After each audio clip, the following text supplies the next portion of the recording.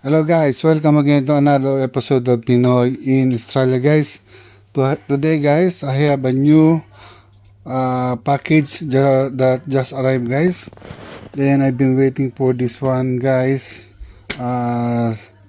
since yesterday guys because I'm expecting this yeah, package will arrive yesterday and or today. So it just arrived this afternoon guys. So what it is this is guys this is a digital torque wrench guys. So this is an half inch drive, a digital one, and the reason I bought this one, my click type torque wrench guys had failed, so I bought one guys. This is digital. Let's see what is the quality of this one guys. Okay guys, this is our brand new uh, digital torque wrench guys. So I ordered this one on eBay guys, and what I like on this digital torque wrench guys is the maximum torque that it can give is up to 350 Newton meter. I think that's equivalent to 250 foot-pounds, and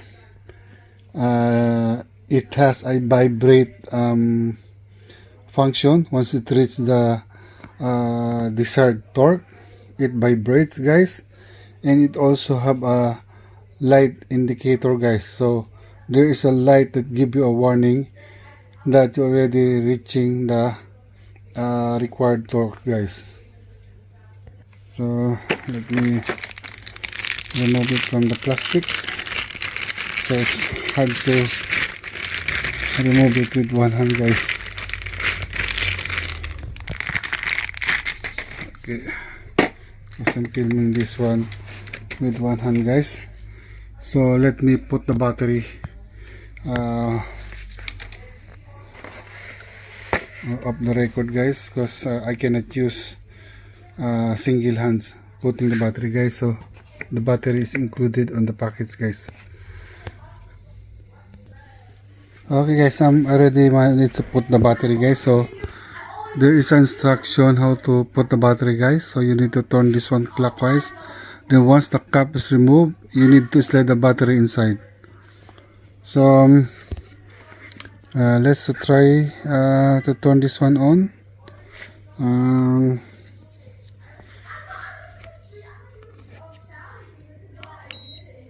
Okay guys, so it has a light indicator guys, and it also have a vibrate function guys, but this one guys doesn't have a angle function guys, angle torquing guys.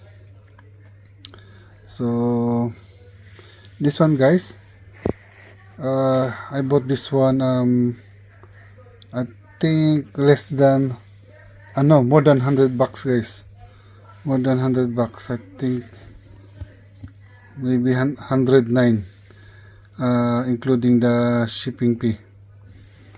So the brand is Seesii. I don't know how you pronounce this one. Seesii. So according to this guys, the maximum torque wrench is not 350, 314 Newton meter guys. This is the screen guys, and it got multiple unit guys. It used Newton meter, foot-pounds. I forgot the other two, so right now it's in Newton meter guys. So let's play on this one. Track, pick, then you have preset. You can put preset measurement. I think this one I got that around somewhere in 10 preset. That's foot-pounds, foot-pound inch, kilogram centimeter, kilogram. I don't know how to read that one. Kilogram.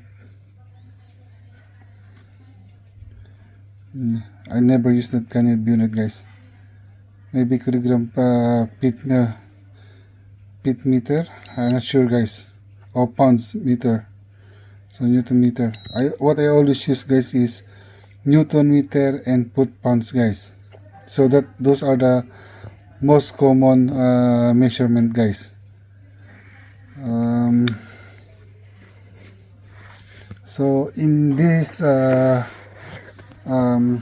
torque wrench, guys, it come along with the beautiful case, and it comes along with extension, adapters. You got two adapters, 1/2 to 3/8, then 3/8 to what's this, 1 port. So just watch out, guys, when I use this one on our incoming videos, guys. So I'm very happy to have this one, guys, because my mechanical, the click type torque wrench, guys, fail. That click type torque wrench, guys, was calibrated maybe 7 months ago, and now it failed. So even if you put it to certain when you put in a certain torque, once it reaches the torque, the torque wrench doesn't click. It requires more force to make it click, so it's out of calibration. Maybe internally there's a parts or component failed. So actually I order 2 torque wrench, guys. There will be another one incoming. The other one is also a click type, and I'm expecting that one to arrive maybe end of May. So right now we are in the middle of May. So I'll make a video once that torque wrench arrive. So I ordered 2 torque wrench, guys, because this one I'm going to use this one at home, and the other one I'm going to use it at work, the click type, guys. I don't want to bring it at home because if others gonna borrow it, they might damage it, because once you drop it and you hit this bottom, guys, it's already ruined, guys. You cannot buy this end portion, because I have a friend, guys, he got a snap-on digital one, and one of our mates borrowed it, and accidentally they drop it cracked the bottom portion of the torque wrench, so the cup got destroyed, and the snap-on is not selling the cup. So he bring it to, because there is a snap-on band that comes on our workshop, and he asked whether they can fix it, and they said snap-on is not selling the cap of the battery. So right now, guys, I'm really very happy that I received this package, guys. So let's see how this torque wrench will perform once we use it, guys, in overhauling, guys, of engine, because this one have a very high torque, up to 350 Newton meter. So this is good for torquing the cylinder head, guys, for engine for cars, not for buses, guys. So 340 Newton meter is good, guys, for cars, guys. Okay, guys, this is only a short video. See you in the next video, guys. Watch for our incoming video, guys. I got more videos on my phone, guys, and I'm just trying to find some time to upload those video guys. So I have video regarding repair of lower control arm of Nissan X-Trail, the T30, and I think I got another maybe 2 video, around total in 3 guys. So I'm really having trouble downloading it guys, cause I really need sometimes to edit those video guys. Okay guys, see you in the next video guys.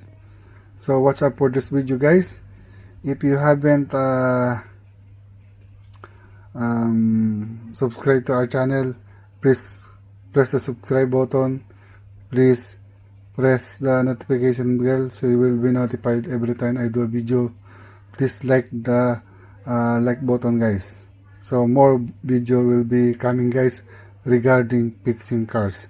Okay guys, see you in the next video. Goodbye, paalam.